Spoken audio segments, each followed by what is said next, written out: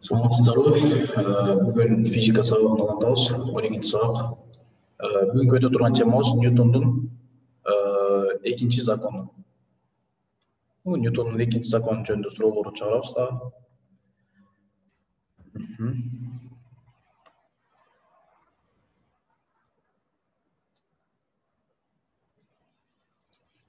Ньютондун экинчи закону деген эмне? Ньютондун экинчи закону күч менен бир нерсеге таасир эткен күч менен анын ылдамдануусун же анын кыймылдашынын байланыштары. Мисалы, күч кандай күч таасир этсе, же ылдамдануусу же анын ошол нерсенин ылдамдыгы кандай болот. Мисалы, мындайынан бир м деген масса тура турган болсо, бул жерде м аны бул жакты көздөй x плюс жакты көздөй f деген күч менен тартып атсак, fx деген күч менен бул m деген масса нерсе кандай ылдамдагы менен кетет. Анын бул деген күч деген вектордук бирдик. Ньютондун экинчи закону боюнча ал формуласы кандай? F x барабар масса нерсенин салмагы көбөйтүлгөн ошол нерсенин ылдамдануусу. Биз кайсы күчтү кайсыл жакка тартып атсак, ылдамдануудагы ылдамдыктагы ошол жакка кетиш керек. Күчтү кайсыл жакка тартып атсак, ошол багытта кыймылдашы керек. Бул жерден ылдамдануусун кантип алабыз? Бул ылдамдануу барабар эмне экен? Тартып жаткан күч вектордук бөлүнгөн массасы. Күч жөнүндө дагы эмнелерди айтсак болот? Биздин ылдамдануу болгондой эле биздин жерде дагы гравитация деген ылдыйга ылдамдануу тартып турат. Мисалы, эгерде бир нерсени абага кое бере турган болсок, эми абада мисалы жерден 100 метр бийиктиктен кое бере турган болсок, ылдыйга кандай? Ал G, гравитациянын G деген барабар 9.8 метр секунда квадрат деген ылдамдануу менен кетет. Биздин дагы салмагыбызды табыш үчүн эмне кылабыз? Биздин өзүбүздүн салмакты көбөйтөбүз дагы биздин жерге басып жүргөн күчтү табыш үчүн, мисалы адам мындайынан басып жүрө турган болсо, анын жерге таасир эткен күчүн табыш үчүн эмне кылышыбыз керек? Өзүбүздүн салмагыбыз көбөйтүлгөн эмне болуш керек? Гравитациянын ылдамдануусу. Күчтүн бирдиги эмне экен? Ньютон. Күчтүн бирдиги мындайынан жазабыз Ньютон. Ылдамдануу метр бөлүнгөн секунда квадрат, же болбосо Ньютон бөлүнгөн килограмм. Же болбосо метр бөлүнгөн секунда квадрат.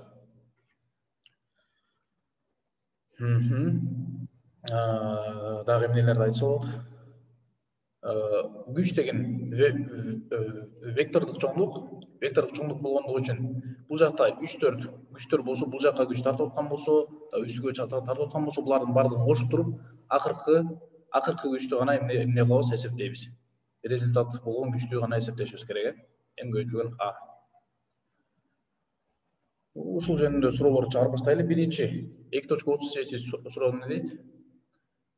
500 килограмм болгон вагонетканы F барабар 50 ньютон болгон күч менен тартып баратышат. Ал нерсенин ылдамдануусу кандай дейт? Ылдамдануусун табыш үчүн эмне бул формуланы колдонобуз дагы азыркы жазган. Оңой эле таап коебуз. F барабар m көбөйтүлгөн ылдамдануу. Бизде деген күч берилген. Күч барабар 50 ньютон барабар массабыз 500 килограмм көбөйтүлгөн ылдамдануу. Ылдамданууну табыш үчүн эмне кылышыбыз керек? 50-нү 500-гө бөлүшүбүз керек. Ылдамдануу барабар 50 ньютон бөлүнгөн 500 килограмм. Бул барабар эмне экен? 0.1 метр бөлүнгөн секунда квадрат, же болбосо 0.1 ньютон бөлүнгөн килограмм. Бул жакта деген астында эмне экен? эгерде бул жакта бир 500 килограмм нерсени тартып баратканда, 5 килограмм нерсени тартып баратканда астында сүрүлүү күчү жок экен. Бизде чыныгы жашоодо любой нерсени тартсак, жер менен ошол тартылган нерсенин ортосунда сүрүлүү күч болот. Ал нерсе кой бербейт. Биз ал күчтөрдү дагы негизи эмне кылышыбыз керек? Эсептешибиз керек. Бул жакта эгерде муз болсо, мисалы, астындагы сүрүлүү күч аз болот дагы. Эгерде жер болсо, же болбосо мындай ыдырырлары көп жер боло турган болсо эмне болуш керек? Анда деген сүрүлүү күчү көбүрөөк болуш керек. А эгерде жылмакай муздай жер болсо, сүрүлүү күчү аз. Канчалык сүрүлүү күчү аз болсо, ошончолук тартканга оңой. Бизде да бул формула жөнүндө сүйлөшүп кетели. Бизде тартып жаткан күч канчалык чоң болсо, эмне болуш керек? Тартып жаткан күч канчалык чоң болсо, ылдамдануу дагы чоң болуш керек дагы. Эмне? Көп күч менен тартып атсак, ошончолук бат-баттан кыймылдаш керек. Эгерде азыраак күч менен тартып атсак, азыраак кыймыл. Эгерде бирдей гана күч болсо, F бирдей болсо, масса көп болгон сайын ылдамдануу азаят, масса аз болгон сайын ылдамдануу көбөйөт.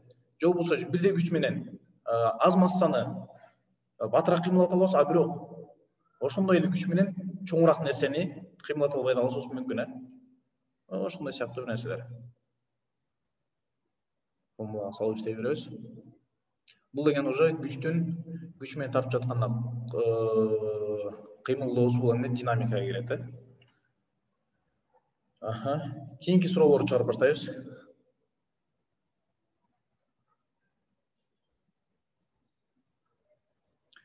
Эгерде тележканы F1 5 ньютон деген күч менен тарта турган болсок, эмне экен? Анын ылдамдануусу A1 барабар 0.2 метр бөлүнгөн секунда квадрат дейт. Ушул эле тележканы кандай күч менен тартыш керек? F2 деген. F2 барабар суроо. Кандай күч менен тартыш керек, чтоб анын ылдамдануусу 2 метр секундда квадрат болуп калышы үчүн. Бул жакта дагы эмне дейт? Сүрүлүү күчүн эсептебей эле койсок болот дейт. Бул жакта тележканы. Значит, бунун бизге массасы белгисиз. Бизде бул формуланы жаза турган болсок, F барабар M көбөйтүлгөн массанын көбөйтүлгөн ылдамдануусу бизге биринчи F1 күч билебиз, буну белгилүү. Массасы белгисиз, жана бул эч качан өзгөрбөйт.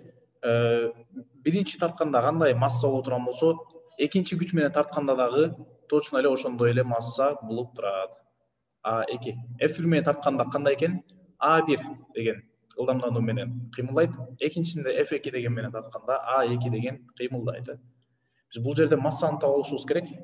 Бизге эң керектүү болгон масса.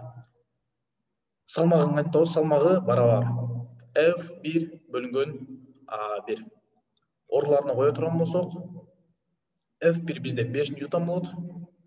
5 ньютон бөлүнгөн A1 бизде 0.2 метр бөлүнгөн секунда квадрат дейт. 0.2 метр бөлүнгөн секунда квадрат. Муну чыгара турган болсок кандай болуш керек? 0.2 деген эмне бул? 1 бөлүнгөн 5ке барабар. 0.2 ордуна 1.5 1 бөлү 5ти кое турган болсок, 5 ньютон бөлүнгөн 1 бөлүнгөн 5 метр бөлүнгөн секунда квадрат. 5-ин өйдөгө чыгарып салсак болот дагы. 5 көбөйтүлгөн 5 ньютон бөлүнгөн метр секунда квадрат. Бул барабар эмне? 25 килограмм экен. Биз бул формула менен эмнени? Тележканын массасын таап алдык. Анын массасы деген канча экен? M барабар бул жака жазып коелу. M барабар 25 килограмм. Биз бул массасын тапкандан кийин экинчи ылдамдануу бизге белгилүү болгондугу үчүн экинчи күчтү оңой эле таап алсак болот.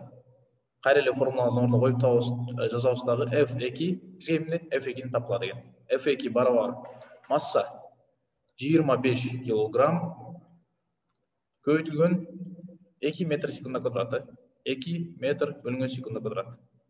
Бул барабар эмне экен? 50 ньютон болот. Бизде эгерде биринчи күч менен 5 ньютон күч менен тартканда эмне экен? Тележка 0.2 метр секунд квадрат менен кыймылдайт экен дагы, эгерде 50 ньютон күч менен тартканда 2 метр секунд менен кыймылдайт.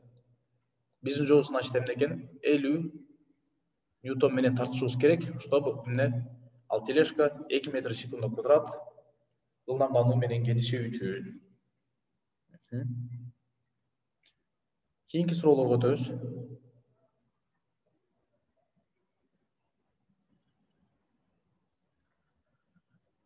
Жарым килограмм болгон нерсени эмне экен? 15 ньютон күч менен тартып жатышат. 2.6 сүрөт. Азыр.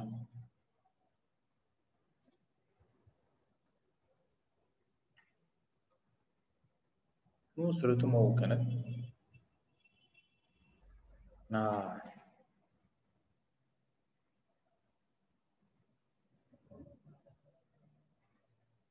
Ладно, ушул сүрөтү өзү эле коёбуз санага икисинде.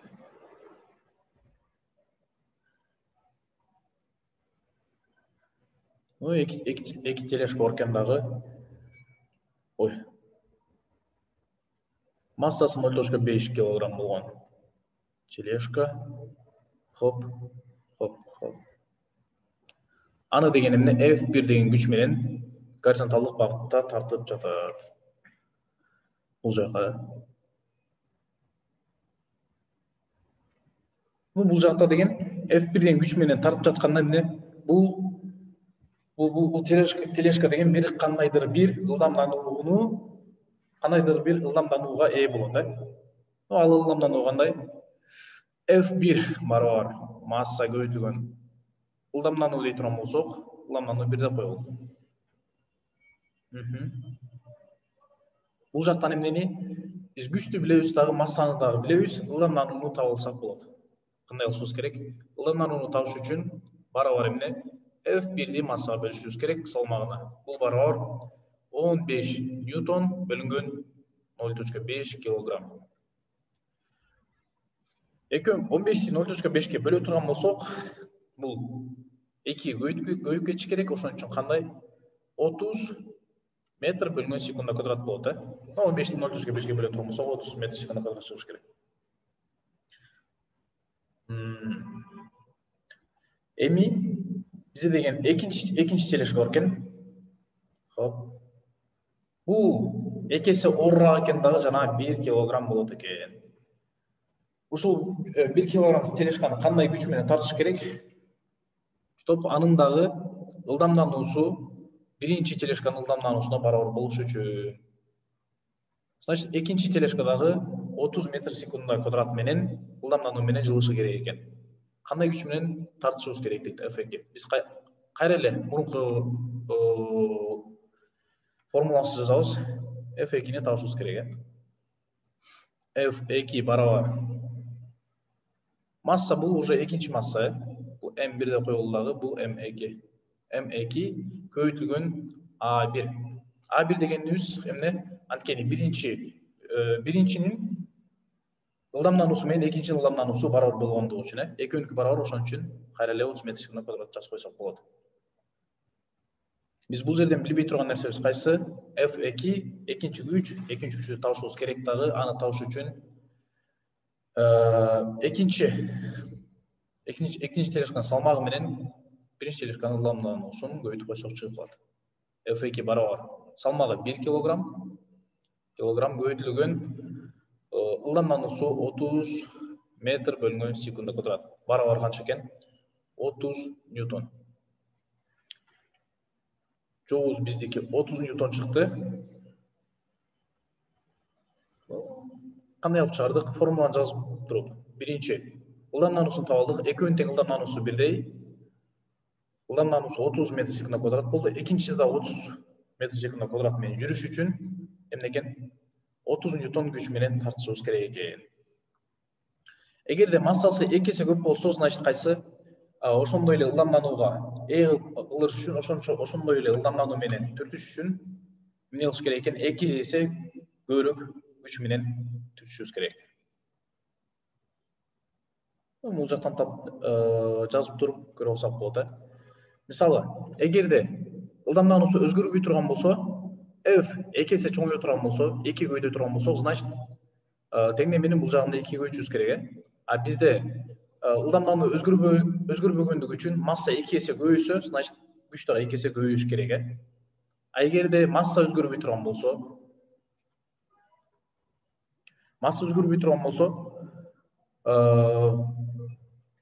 мисалы масса өзгөрбөйт дегенибиз эмне? Бир эле нерсеге эки ар кандай күч менен эксперимент жасап көрүшүп атат. Биринчи күч менен тартып туруп, кайра экинчи күч менен тартканда массасы өзгөрбөй турган болсо, кандай? Анда деген ылдамдануусу эки эсеге көбөйүш керек. Биринчисинде деген ылдамдануусу өзгөргөн эмес, экинчисинде массасы өзгөргөн жок. Эгерде эки эсе көбөйтө турган болсо, ылдамдануусу дагы эки эсе көбөйүш керек. Эми кийинки суроону чыгарабыз дагы.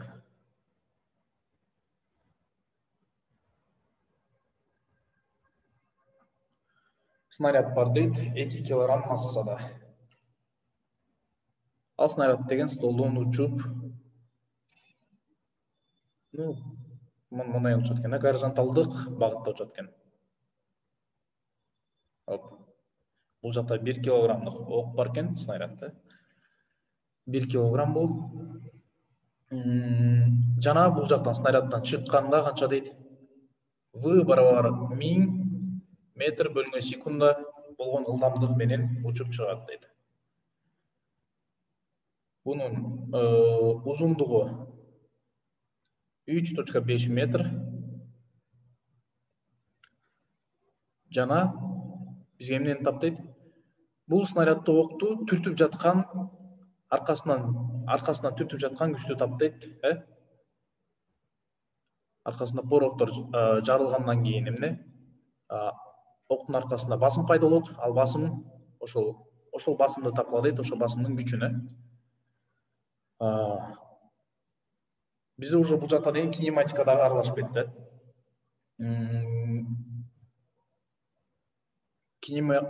Бизге деген ошондо F-ти тапкыла дейт. Биз F-ти табыш үчүн биринчи ылдамдануусун табышыбыз керек. Формуланы жазып турган болсок, F барабар күч барабар салмак көбөйтүлгөн ылдамдануу. Биз деген күчтү табыш үчүн массаны дагы ылдамданууну дагы билишибиз керек. Бизге деген масса белгилүү. M барабар 2 килограмм.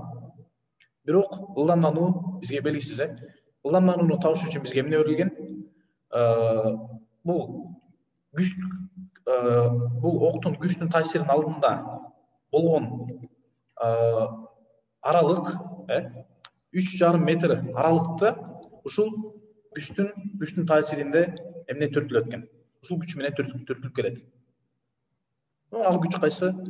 F барабар ma деген, Ошол күчтү табышыбыз керек. Бул күчтү тапсак деген бул биздин жолубуз болот, Аны табыш үчүн ылдамданууну табыш үчүн аралыкты жана бул ылдамдыкты колдонушубуз керек. Бул жакта эң башында деген ылдамдануусу 0 болгон, V барабар 0.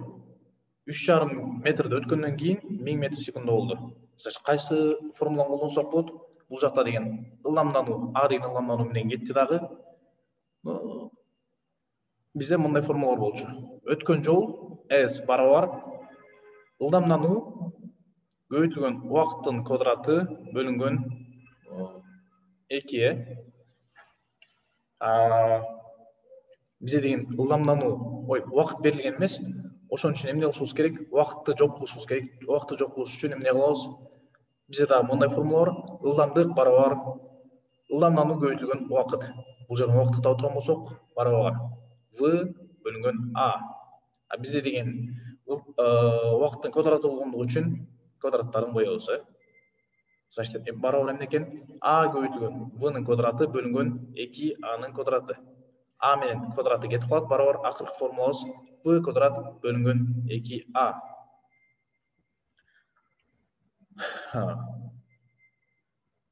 Эми ушул формула менен эмне болсак болот экен? Биз бул октун ылдамдануусун тапсак болот. Ылдамдануусун табыш үчүн эмне кылышыбыз керек? өтүлгөн жолду бул жака кайра жазып алайын. S барабар v квадрат бөлүнгөн 2a 2a s барабар v квадрат. Аны табыш үчүн a барабар v квадрат бөлүнгөн 2s экен. Бизде бул жакта ылдамдык белгилүү, өтүлгөн жолу да белгилүү. Андай эмне оңойлоп таба алсак болот. Ылдамдык бизде миңдин квадраты бөлүнгөн эмне экен? 2 көбөйтүлгөн s 3,5 3,5 барабар. Миңдин квадратын эмне деп койсок, 10дун 6-чысы деп койсок да болот, 10дун 6-чысы бөлүнгөн 7 биздин ылдамдануу экен. Бул ылдамданууну тапкандан кийин биз күчтү таба алсак болот. Кайра формуланын ордуна коебуз. F барабар масса ma, масса бизде 2 килограмм, көбөйтүлгөн ылдамдануу 10дун 6-чысы бөлүнгөн 7. Буну эми калькулятордон чыгарып көрөлү.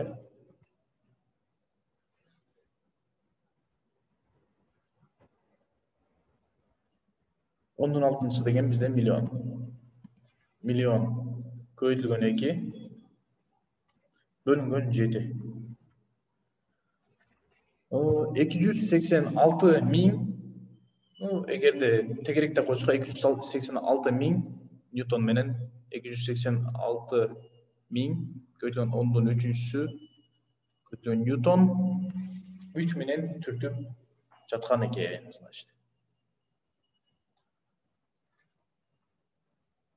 Бул жакта уже кинематиканын дагы элементтери кошулду уже. Күчтүн түртүп жаткандагы ылдамдануусу жана ылдамдыктары мурунку сабактарда өткөн дагы эмне билимдер менен колдондук. Эми кийинки чыгара турган сурообуз мулардан кичине башкачараак. Ал бул жактагы китепте.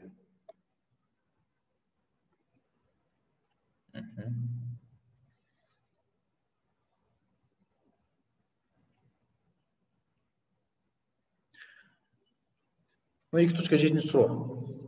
A1 менен A2-ни тапкыла дейт. Бул жакта сүрөттөр. Жана бул жактагы эмне? Жиптин тартып жаткан күчү. Жиптин тартып жаткан күчү. Блоктордун массасы жок, жана сүрүлүү күчү жок. Кандай алып табабыз? Бизде деген бул жакта тартып жаткан, мисалы M1-ди көтөрүп жаткан Т деген күч болсо, жиптин тартып жаткан күчү Т болсо, бул жактагы тартып жаткан өйдө тартып жаткан күч дагы Т болуш керек. 3 жиптин тең күчтөрү тең болуш керек. Т.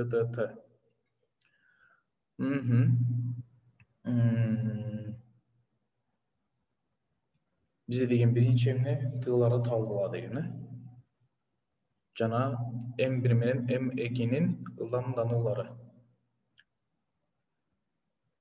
Биз кандай алсак болот буну?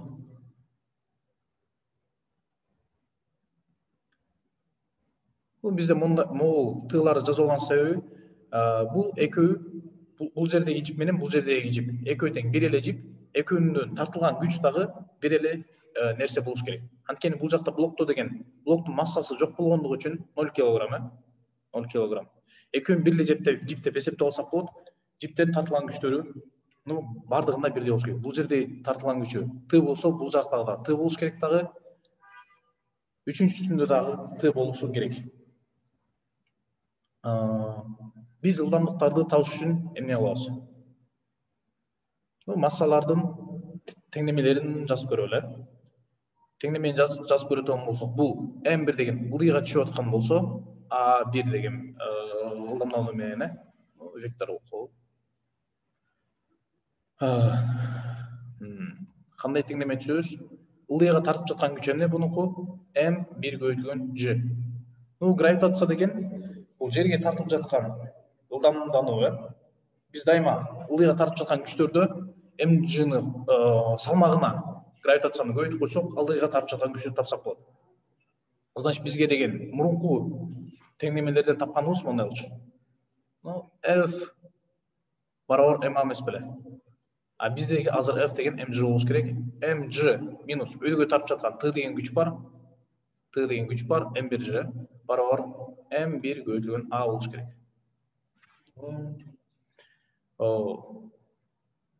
Эми экинчи массанын теңдемесин жаза турган болсок, бул жака бул уже эгерде бул биринчи масса ылдыйга түшүп жаткан болсо, экинчи масса значит өлөөгө кичирээк, A2 деген ылдамдалуу менен. Анткени экөө тең ылдый жака кете албайт, анткени жип тартылбайт, Жип тартылбайт дегенибиз узундугу өзгөрбөйт деген, Узундугу өзгөрбөйт, L барабар өзгөрбөйт. Барабар констант. Биздин теңдемебиз кандай болду? Өйдөгө, значит, өйдөгө кетип атса, өйдөгө тартып жаткан күч 2t минус m2g барабар m2a2 a1 болот. Система болуп калды бул жакта.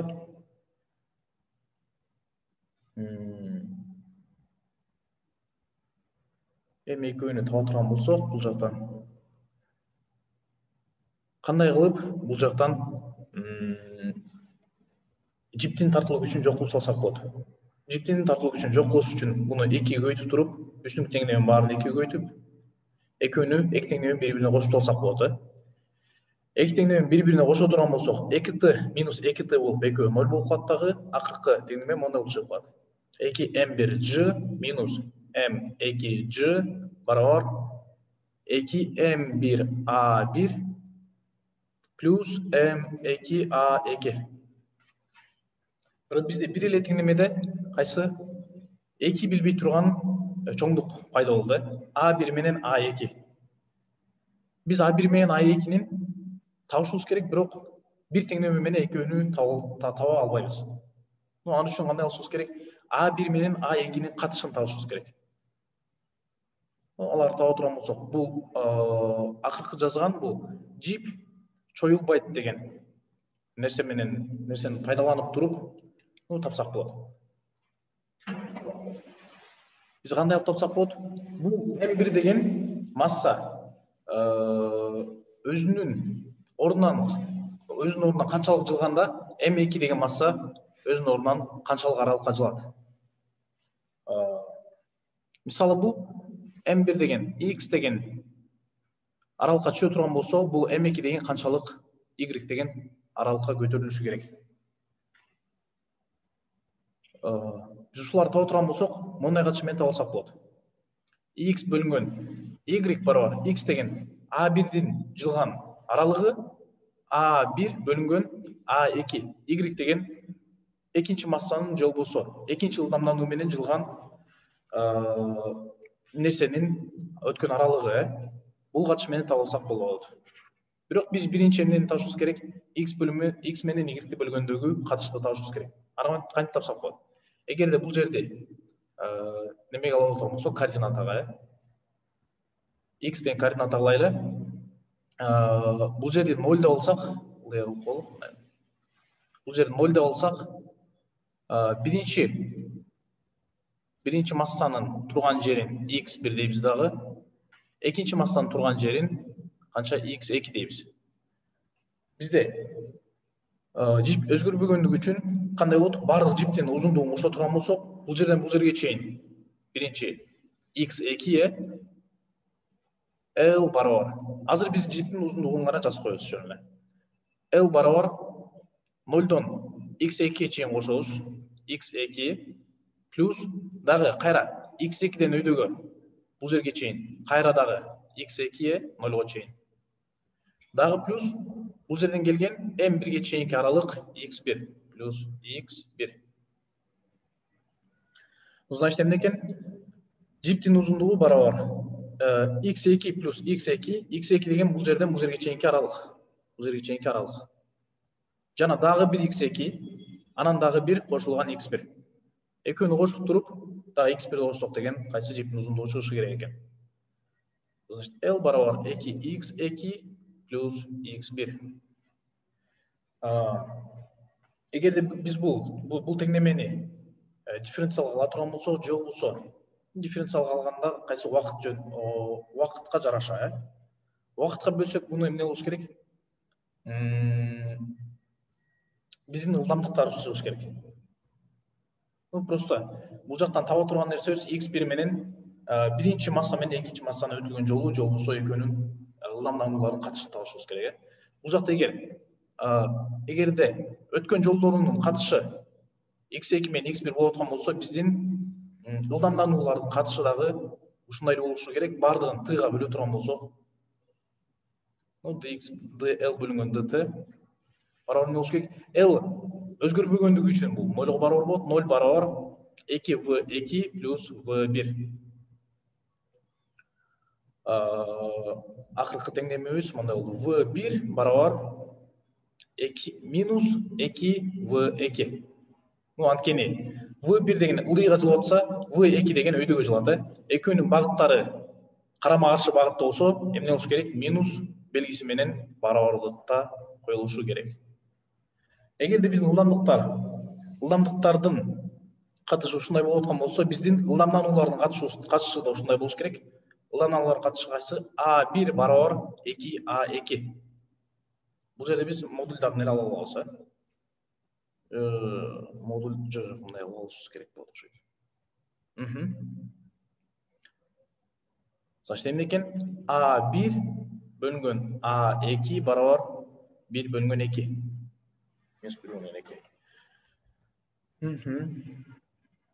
Модуль ачылдырабыз дагы.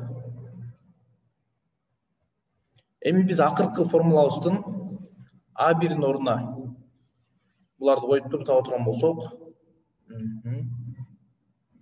теңдемени чапсак болот ошо. Значит, кайсы? A1'дин ордуна минус A2'ни коебуз. Значит, эмне экен? Биринчи масса 2x деген жолдо өткөндө, 2x деген жолдо өткөндө, экинчи массабыз канча? X деген гана жолдо өткөн. Анткени бул жерден экинчи массаны көтөргөн 2 жип бар, биринчи массаны көтөргөн 1 гана жип бар. Орларына кое турган болсок, 2m1g минус m2g барабар. Ладно, азыр. Биз A2'нин ордуна A1'ди койсок кандай болот? Жок, мындай эле чыгарып көрөлү.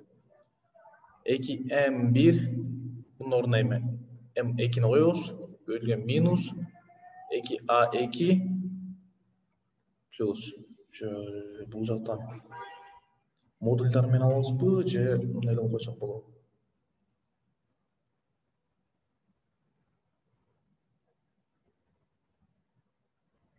Бул өйдөгө жылып аткандыгы үчүн жок, биз деген муну плюс эле кылышыбыз керек экен. Көбөйтүлгөн плюс m2a2 бардыгын кошо турган болсок, g-ны сыртка чыгарып алабыз. 2m1 минус m2 барабар 4 a2 көбөйтүлгөн 4 m1 плюс m2. A2'ни бул жерден таба алсак болот экен, оңой эле. A2 барабар эмне? G көбөйтүлгөн 2m1 минус m2 бөлүнгөн 4m1 плюс m2. A2'нин ордуна коюп туруп табала турган болсок, A1'де оңой эле табабыз. A1 деген A2'ден 2 эсе көп. A2'ни 2 көбөйтүп койсоңор, A1 дагы чыгышы керек. Ушу менен биздин сабагыбыз бүттү. Кийинки сабакта жолукканча саламатта калгыла. Баарыңарга ийгилик келаткан экзамендерде.